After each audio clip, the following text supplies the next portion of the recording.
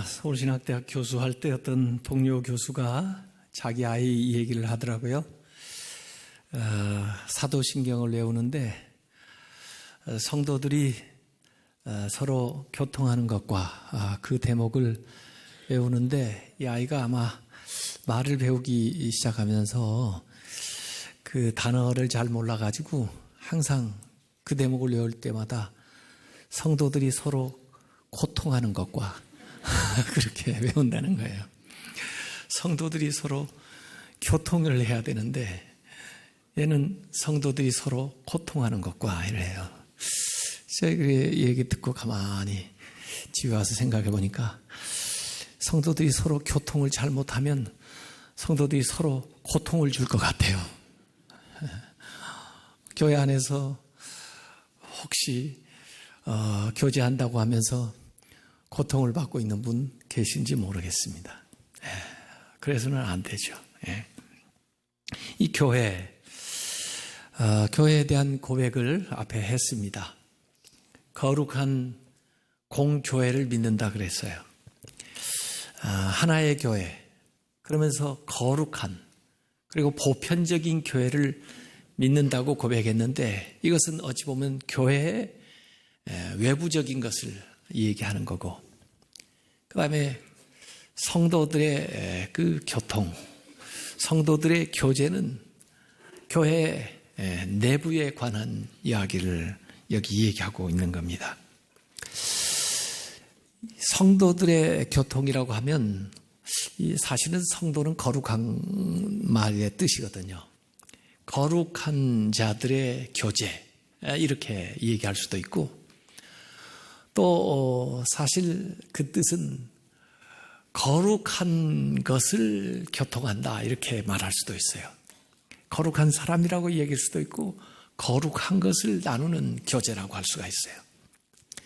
원래 그 교제, 펠로십의 그 헬라어는 코이노니아인데 그 코이노니아의 원뜻은 share in common things, 공통의 것을 share, 나눈다는 거예요. 그 공통 분모가 있다는 거예요. 그 공통 분모가 뭐냐? 예수 그리스도고 그 안에 있는 생명이에요. 그게 사실은 거룩한 것이죠. 그걸 나누는 공동체가 교회예요. 그래서 세상에서도 우리가 교제한다고 하는데 세상에서 사귐하고 교회 안에서의 교제가 좀 다른 게, 세상에서는 무슨 같은 스포츠를 하면서 또 음식, 술 마시면서 또 어떤 소풍을 가서 놀이하면서 이렇게 사귀는 교제일 수 있으나 교회에서 사귀는 것은 거룩한 것을 나누는 거예요. 그 거룩한 게 뭐냐? 예배. 예배도 사실은 성도의 교제예요. 성만찬, 그 성도의 교제예요. 성만찬은 특별히 그 예수님이 십자가에서 행하신 일, 과거를 기억하고 지금까지 참여했던 사람들과 앞으로 이 성만찬에 참여할 미래 세대까지를 총망라해서 오늘 우리가 이 경험하는 그 교제에 들어가는 거예요. 시간과 공간을 초월해서. 그 거룩한 걸 나눌 성만찬. 기도도 성도의 교제 가운데 사실 들어가는 거고, 말씀을 나누는 것도 성도들의 교제 가운데 들어가는 거고, 찬양하는 것도 성도들의 교제에 들어가는 거고, 헌금을 하는 것도 성도의 교제에 들어가는 거고, 서로 봉사하는 것도 사실은 성도의 교제 안에 들어가는 거예요. 이 거룩한 것을 나누는 공동체가 교회입니다. 이 거룩한 것은 우선 먼저는 수직적으로 초월적으로 하나님과의 관계를 우리가 갖고, 또 그 수직적인 관계에서 끝나지 않고 수평적으로 우리 서로 간의 교제를 나누는 겁니다. 그래서 이 그리스도인의 사귐 가운데는 하나님과 우리와의 수직적인 것과 우리 서로의 수평적인 것이 아우러 들어가 있는 것이 이 성도의 교제이죠. 요한일서 1장 3절에 보니까 우리가 보고 들은 바를 너희에게도 전함은 너희로 우리와 사귐이 있게 하려 함이니, 우리의 그 사귐은 아버지 하나님과 그의 아들 예수 그리스도와 더불어 누림이라 그랬어요. 이 사귐이라는 건 사실은 특권이에요. 누리는 거래요. 뭘 누리느냐? 하나님과의 관계를, 예수 그리스도와의 그 관계를, 또 우리끼리 서로 사랑하는 그것을 나누는 것이 바로 이 교제다. 그래서 이 하나님 아버지 예수님이 나오는데 이 성도들의 교제를 운영하시면서 성도들의 교제 가운데 역사하시는 분은 성령님이세요. 성령님. 그래서 성령님은 교회를 세우실 뿐만 아니라 우리 성도들을 거룩하게 만드시고 우리를 하나 되게 만드시고 우리를 서로 교통할 수 있게 역사하시는 분이 성령님이세요. 그래서 고린도후서 13장 13절에 보면 성령님에 대한 고백, 사실 이 말씀은 축도를 할 때, 복을 빌어줄 때 언급하는 말씀이지만은 주 예수 그리스도의 은혜, 그리고 하나님의 사랑, 그리고 성령의 교통하심이. 그래서 대표적인 거 하나씩만 들었어요. 예수님의 그 은혜 십자가, 그 하나님의 만극한 사랑, 그리고 성령님의 교통하시는 거예요. 그것이 너희 무리와 함께 있을지어다. 이게 교회입니다. 이게 성도예요. 그래서 우리는 성령 안에서 성령님의 역사로 말미암아 서로 교통하면서 살아가는 게 신앙생활이에요. 오순절 마가의 다락방, 그리고 교회가 생겨진 그 기사를 오늘 본문에서 우리가 읽어봤는데요.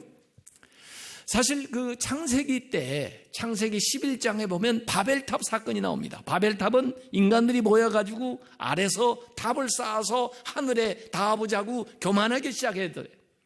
그전에는 언어도 하나고 함께 모여 있었는데 이렇게 높아지려고 인간이 하다 보니까 서로 마음이 갈라지고 미움이 생기고 벽이 생기고 말이 안 통하고 그래가지고 싸우고 흩어져 버렸어요.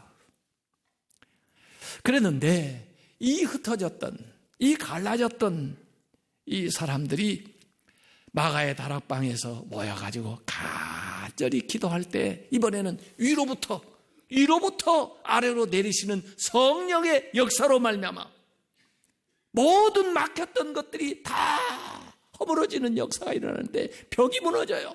거리의 벽이 무너져요. 지역의 벽이 무너져요. 민족의 벽이 무너져요. 마음의 벽이 무너져요. 소유의 벽이 무너져요. 언어의 벽이 무너져요.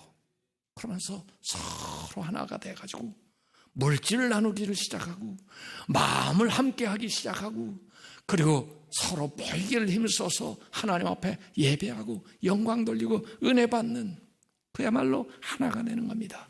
성령의 역사로 말미암아. 그래서 바벨탑 그 사건으로 나눠졌던 인간들이 성령의 역사로 말미암아 서로 소통하게 되었다 하는 것이 바로 오늘 본문의 말씀이에요. 교회의 본질이라고 하는 것은 모였다, 흩어졌다, 모였다, 흩어졌다 그러면서 능력을 발휘하게 되는데 모였을 때는 서로 사귀는 거죠. 마치 그 예수님께서 너희는 세상의 소금이다 그랬는데 소금이 소금 되려면 결정체를 이루어야 돼요. 하나가 돼야 되거든요. 그 결정을 이루는 게 사귀는 거예요. 사귐. 사귈 뿐만 아니라 너희는 세상의 소금이다 그랬어요. 그냥 소금끼리만 있으면 소금 덩어리지 어떻게 세상의 소금이에요. 세상의 소금이 되려면 세상에 가서 녹아야 되죠. 그게 섬김이에요.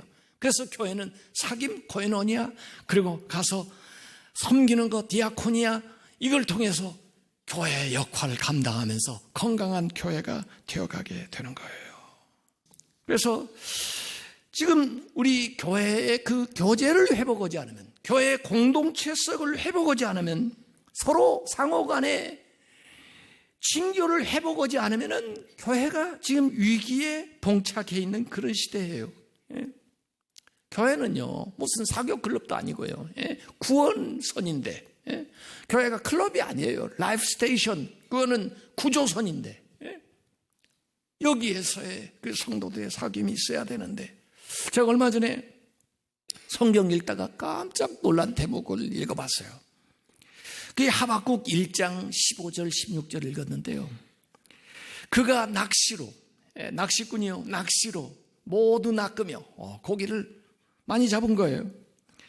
투망으로 모으고 또 그물로 잡으며, 그리고는 많이 잡으니까 기뻐하고 즐거워하여. 그러면 하나님께 감사해야 될 텐데 그 많이 모으게 되니까 어디에다가 제사해요? 그물에 제사하며 투망 앞에 분향하오니. 아니, 이게 많이 잡아준 줄 알고 그 기술이, 그 방법이 자기를 이렇게 부여오게 한 줄 알고 거기다 갖다가 그 도구에다한테 숭배를 한다는 거예요. 이는 그것을 힘입어 소득이 풍부하고 먹을 것이 풍부하게 됨이니라. 이게 뭐야? 읽으면서 이게 바벨론 어부들의 얘기인데요. 이 도구에, 그 투망의 그물에다 갖다가 저러고 제사한다는 거예요. 근원적인 분은 잊어버리고 방법론적인 거 거기에다 갖다가 무릎을 꿇어요. 교회도 보니까 본질적으로 교회에 교제가 회복되고 복음의 본질이 교회 안에서 역사에서 건강한 교회가 돼야 되는데 그건 없고 방법론만, 어떻게 하면 교회가 성장하냐, 어떻게 하면 사람들이 모이냐, 무슨 프로그램을 해야 되느냐, 비본질적인 것에 사람들이 매달리고 또 그것이 마치 교회를 부흥시킨 것처럼 거기다 갖다 절을 하는 그런 행태들이 세상에 있다는 거죠. 본질을 잃어버려야 돼. 본질을. 아무리 디지털 문화가 발달한다 할지라도 개인의 고립되는 것은 더 고립을 심화시킬 거고 친밀감을 해소시켜주지 못해요. 친밀함에 대한 욕구를 아무리 SNS를 하고 인터넷으로 통해도 그런 깊은 인간의 감성과 정과 사랑을 공급해 줄 수가 없어요. 앞으로 갈수록 더 삭막해집니다. 저도 페이스북에 친구라고 하는 사람이 몇천 명 되지만요. 그게 뭘 갖다 주나요? 그게 아니에요. 예배에 참여해서 우리가 같이 하나님께 영광을 돌리고 또 그 안에서 주시는 은혜를 나누는 그런 공동체를 회복하지 않고서는 우리의 근원적인 문제들이 해결되지가 않아요. 그래서 믿는 것도 중요하지만 believing, 믿을 뿐만 아니라 belonging, 속해야 돼요. 일원이 돼야 돼요. 구역의 일원이 돼야 되고 기관의 일원이 돼야 되고 교회의 일원이 돼야 돼요. 우리 교회 같이 그래도 대형 교회는요, 그냥 큰 교회 숨을 때가 많아요. 그렇지만 대형 교회의 교인이 되어서만 안 돼요. 큰 교회면서 작은 교회의 일원이 돼야 돼요. 교회 안에 작은 교회들이 활발하게 건강하게 활동을 해야 우리 교회가 건강한 교회지, 그냥 큰 교회로서만 교회 다니고 존재하고 있어서는 건강한 교회가 못 됩니다. 그건 거칠해요. 그건 외형이에요. 실질적인 것은 크고도 작은 교회가 돼야 됩니다. 제가 목표하는 건 거예요. 크면서도 작은 교회, 오래되면서도 새로운 교회.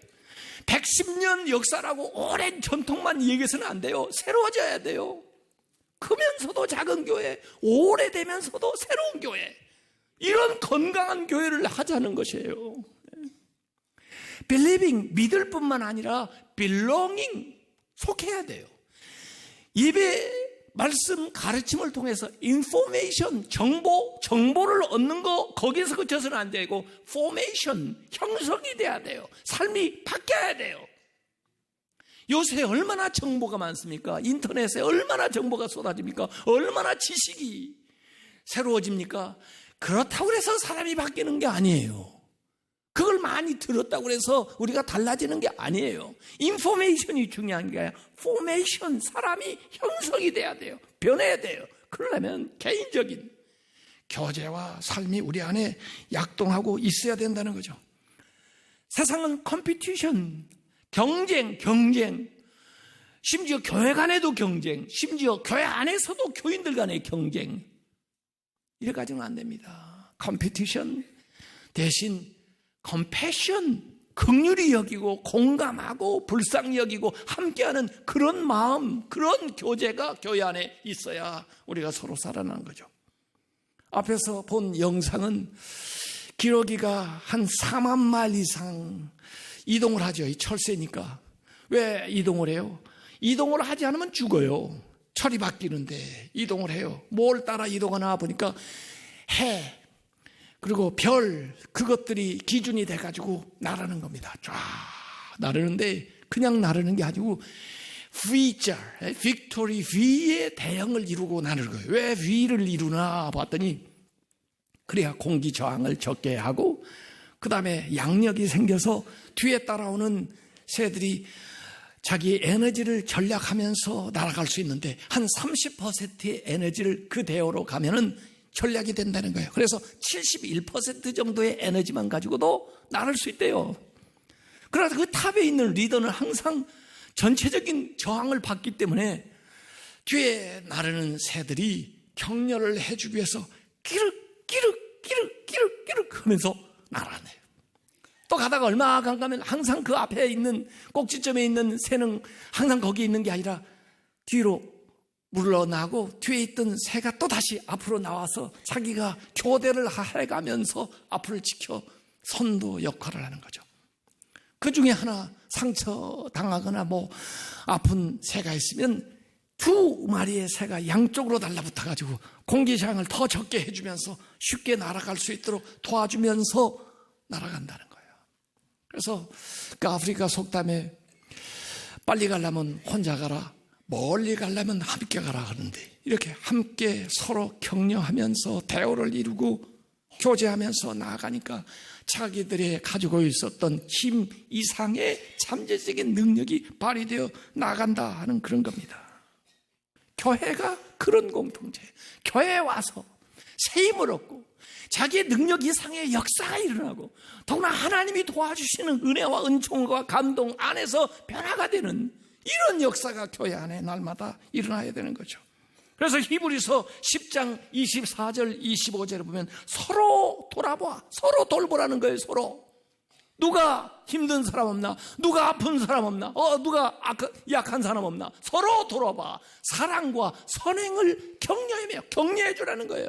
잘하는 거 격려해 주고 칭찬해 주고 사랑과 선행을 격려하며 모이를 패하는 어떤 사람들의 습관과 같이 하지 말고 오직 고나의 그날이 가까움을 볼수록 더욱 그리 하자 하는데 모이기를 힘쓰라는 거죠. 모임 있을 때 열심히 모여야죠. 점점 그 열심히 사라져요. 열심히 모여야죠. 야고보서 5장 13절에서 16절까지 보면 너희 중에 고난당하는 자가 있느냐? 있죠. 우리 성도들 가운데 고난당하는 자가 있죠. 그러면 어떻게 해야 돼요? 기도할 것이요. 교회가 그 문제를 놓고 같이 기도해 줘야 돼요. 즐거워하는 자가 있느냐? 있죠. 좋은 일, 기쁜 일 당한 사람 있죠. 그러면 교회가 같이 하나님께 영광 돌며 찬양하고 너희 중에 병든 자가 있느냐? 있죠. 그는 교회 장로들을 청할 것이요 그들은 주의 이름으로 기름을 바르며 그를 위하여 기도할지니라. 믿음의 기도는 병든 자를 구원하리니 주께서 그를 일으키시라.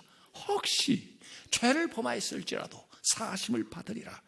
그러므로 너희 죄를 서로 고하며 죄를 서로 고백하라는 거예요. 병이 낫기를 위하여 기도하라. 의인의 강구는 역사하는 힘이 크니라. 그래서 여기 우리가 나눠야 될 교자가 나와요. 고난당한 사람이 있으면 같이 기도해 주면서 그 고난을 이겨낼 수 있도록 힘이 되어주고 또 기쁜 일을 당한 사람이 있으면 가서 같이 즐거우면서 더 그 기쁨이 배가 될 수 있도록 하고 병든 사람이 있으면 그를 붙들고 기도해주고 하나님의 은혜로 고침을 받을 수 있도록 도와주고 그리고 심지어 죄 있는 사람도 그 죄를 털어놓고 고백하라는 거예요. 여기까지 가면 진짜 교제가 깊어지는 거예요. 보네퍼라고 하는 분은 그 더불어 함께 사는 그 공동체 가운데 가장 깊은 교제는 자기 죄를 고할 수 있는 공동체다 그래요. 누가 자기 죄를, 자기의 허물을 얘기할 수 있겠어요? 진심으로 자기를 위해서 기도해 주는 사람, 자기 마음을 이해해 주는 사람 아니고서야 어떻게 얘기하겠어요? 그 이야기를 할 수 있는 차원의 교제가 되면은 그건 깊은 교제가 되는 거예요. 그게 사실은 하나님이 원하는 거예요. 우리가 하나님 앞에 죄를 고백하죠. 그런데도 죄에서 벗어나지를 못해요. 또 습관적으로 그 죄를 져요. 또 용서해 주셨다고 하는 것에 대한 확신이 없어요. 그렇기 때문에 정말 신실한 주의 종, 또 같이 믿음 생활하는 믿음 많은 사람에게 자기 죄를 고백하는 거예요. 그리고 그를 통해서 기도를 받고 또 하나님이 주신 사죄의 은총을 받고, 그리고 살아갈 때 서로 격려하면서 다시는 그러한 습관적인 죄에 빠지지 않도록 노력할 수 있게 되는 거예요. 그런 차원에까지 우리의 교제가 가야 하나님이 기뻐하신다는 거예요. 우리가 이 교제를 회복하지 못하면은 교회에 소망이 없습니다. 이 땅에 소망이 없습니다. 그냥 앉아서 얼마든지 텔레비전, 인터넷 통해서 좋은 설교 많이 듣지만 그게 우리한테 무슨 소용이 있습니까? 그게 하나님이 원하는 교회입니까? 고난은 당하는 사람과 함께 울고, 기뻐하는 사람하고 함께 웃고, 병든 사람 붙들어 기도해주고, 그리고 가슴 아파하는 사람 위로하고 더불어 함께 살아가는 게 교회죠. 이초로한이라고 하는 분이 그 연탄길이라는 그 책에 그 풍금소리라는 그 글에 이런 내용이 나와요. 중국집에 여자애 하나가 자기 동생 애들, 초등학생들 데리고 짜장면 집에 와가지고 짜장면 둘 시킨 거예요. 그래, 그 동생들이 짜장면 먹으면서 누나 짜장면 맛있다, 같이 조금 먹어봐. 그런데 누나가 아니야, 나 아침 먹은 게 얹혔나 봐, 속이 좀 안 좋아, 넌 생일이잖아, 너 많이 맛있으니까 많이 먹어, 누난 괜찮아. 그래도 조금 먹어보지, 맛있는데. 누나, 우리도 엄마 아빠랑 같이 와가지고 같이 있으면 저기 같이 이렇게 같이 먹고 그러면 참 좋을 텐데. 글쎄, 그래도 꿋꿋하게 잘 살아야 하늘나라에 계신 부모님이 기뻐하시지. 그래, 너 생일이니 많이 먹어. 그러고 있는데 그 중국집 주인 여자가 이러고 보고 있다가 나오더니, 예, 너 이내 아니니? 어떻게 제 이름을 아세요? 그러니까 내가 내 엄마 친구잖아. 여기서 만나다니. 요새 어때?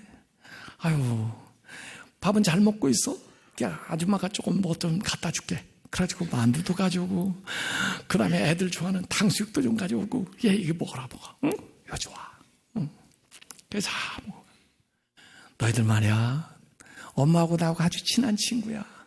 그렇게 일찍 돌아가셔서 나도 참 섭섭했는데 너희들 보니까 엄마 생각도 나고 그러는데 자주 와라. 응? 짜장면 먹고 싶으면 여기 와. 아줌마가 줄게. 응? 그래서 잘 가라. 그래서 돈도 안 받고 보낸 거예요. 그 아저씨가 여보, 당신 걔들 어떻게 알아? 그랬더니 나도 몰라. 근데 어떻게 이름을 알아서 불러? 걔 명찰에 써 있잖아. 그냥 주면 마음 다칠까 봐, 또 안 올까 봐 그랬다는 거예요. 여러분, 상처 주지 않고 사랑한다는 거 참 어렵습니다. 교회 안에서 우리가 사랑할 때요, 뭐 누굴 도울 때요, 그 물질이 문제가 아니에요. 마음까지 헤아려 줘야 돼요. 소리 없는 아픔까지 감싸주면서 진실로 그를 사랑한다는 거, 이게 쉬운 게 아니에요. 그러나 그걸 해야 돼. 그게 교회예요. 요한복음 13장 34절 35절에 예수님이 내가 새 계명을 너에게 주노니, 사실은 새 계명이 아니에요. 원래부터 있었던 말씀인데 오래되면서 새로운 말씀이 새 계명이에요. 새 계명을 너에게 주노니 서로 사랑해라. 내가 너희를 하나님이 우리를 사랑한 것 같이, 예수님이 우리를 사랑하지, 내가 너희를 사랑한 것 같이 너희도 서로 사랑하라. 너희가 서로 사랑하면은 이로써 모든 사람이 광고할 것도 없이 너희가 내 제자인 줄 알리라. 예수님의 제자 배지는 사랑하는 거예요. 사랑하는 걸 보면 사람들이 단박에 우리가 예수님의 제자인 걸 안 돼요. 요한일서 4장 7, 8절에 보면 사랑하는 자들아, 우리가 서로 사랑하자. 사랑은 하나님께 속한 것이 하나님 거예요. 사랑하는 자마다 하나님으로부터 거듭나서 하나님의 자녀로서 하나님을 알고, 그 다음에 사랑하지 않는 자는 하나님을 알지 못하느니 이는 하나님은 사랑이심이라. 여러분, 하나님을 아세요? 사랑해야 돼요. 사랑하지 않으면 하나님을 안다는 말이 좀 의심스러워요. 어떻게 하나님에게 난 사람이 하나님을 닮지를 않고 그렇게 살면서 하나님을 안다고 그래, 하나님의 자녀라고 그래, 이렇게 사람들이 얘기하는 거예요. 혼자는 절대 사랑할 수가 없어요. 교회 안에서부터 우리가 주님을 사랑하고 성도들을 사랑하는 이 교제가 교회 안에서뿐 아니라 점점 퍼져나가는 게, 교회라고 하는 건 제도가 아니에요. 교제예요. 교제, 펠로십, 코이노니아, 이걸 나누는 게 교회입니다. 그래서 그냥 나는 하나님과의 관계만 하면 된다, 이렇게 생각하면 신앙의 한쪽 면만 지금 하고 있는 거예요. 더불어 함께 살아가는 삶을 살아서 십자가를 이루어야 되는 거예요.